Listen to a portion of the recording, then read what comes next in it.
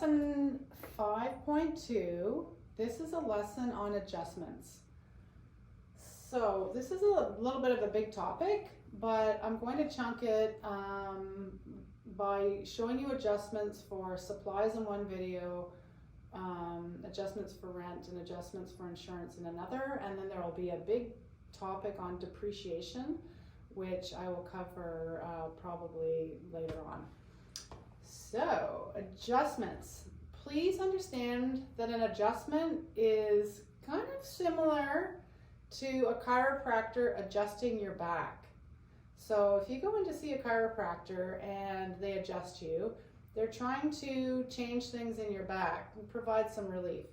So if they've done that, they sort of changed your body a little bit, if I can use that analogy. In accounting, an adjustment is similar. An adjustment is a change, and it's a change to accounts, and they're typically done at the end of a year. So at the end of the year, you have all the balances for your accounts, and some of them just aren't quite right, just like your back might not be quite right. So you have to prepare something called adjusting entries, sort of the same way a chiropractor would adjust your back. So adjustments are changes to the accounts. They're necessary so that you can make sure your account balances are correct. So before you prepare your financial statements, you have to make sure that you are presenting the most accurate information and so that it can be reliable. So an adjustment is essentially a journal entry. It's done at the end of the year, and it helps to bring the account balances to their correct amount.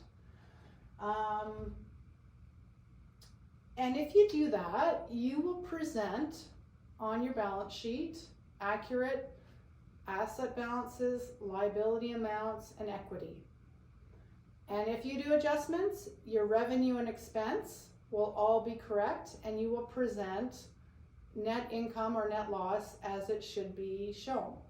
So adjustments are really important, and the year end for a business is typically a really busy time.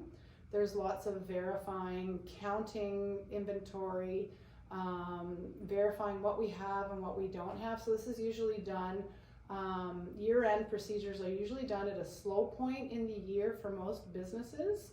So if you thought about retail businesses, their busy time is Christmas. Their busy time is Christmas, so year ends for clothing companies or retail businesses are typically in January when it's quite slow. So just understand that adjustments are changes made to the accounts through journal entries. I'm going to demonstrate an adjustment that would be made for supplies. And then I'll just do this one, and then I'll do another video for the others. So assume this scenario that at the end of the year, your supplies account shows $1,500 in it. So at the end of the year, that's really saying the business has $1,500 worth of supplies. But let's assume you do a check or you count your supplies and you determine that the supplies that you really have on hand in your possession only really amount to $500. If that's the case and you present $1,500 in your supply account on your balance sheet, and supplies are assets, then you will be overstating your assets by $1,000 because you really only have $500 worth.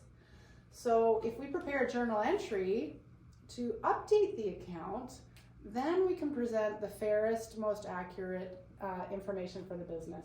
Here's what the journal entry for supplies will look like, and it will always be this. It will always be this debit, it will always be this credit. It's just the amount that might change. So if I have used up some of my supplies, it means I no longer have that asset. And when I use it up, it gets moved into an expense account.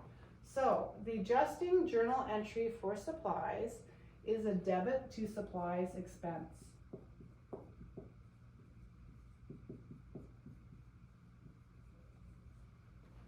And I credit supplies. I credit the asset account supplies to bring that supplies account to its proper balance. So by crediting supplies, I'm lowering that account. Now the key here is to understand how much to adjust for. So the adjustment in this case is $1,000. I have to get that account down by 1,000 because I've used up 1,000 of the supplies. So the adjusting journal entry would be $1,000 credited to supplies. And your little explanation can just be to adjust for supplies. And what I'd just like to do really quickly is just show you in a T account essentially what we've done. So our supplies account showed $1,500. So we had $1,500 in the supplies account. At the end of the year, we determined that we had $500 left. So essentially, I have to get the supplies account to a $500 balance. And the only way that I can get it here is if I credit supplies here. And that's essentially what I've done. So by adjusting supplies by $1,000, I can change or get this account down to its correct balance to properly reflect that in the financial statements. Recap really quickly. An adjusting journal entry is done at the end of an accounting period, typically a year. It's done to make sure you record the proper amounts in the accounts or to change them so they reflect proper amounts. The journal entry to adjust for supplies is always a debit to supplies expense and a credit to supplies. Debit to supplies expense, credit to supplies, and then it's just the amount that will change given the scenario. That's it. That's an adjusting journal entry. That's supplies. The next one will be rent expense.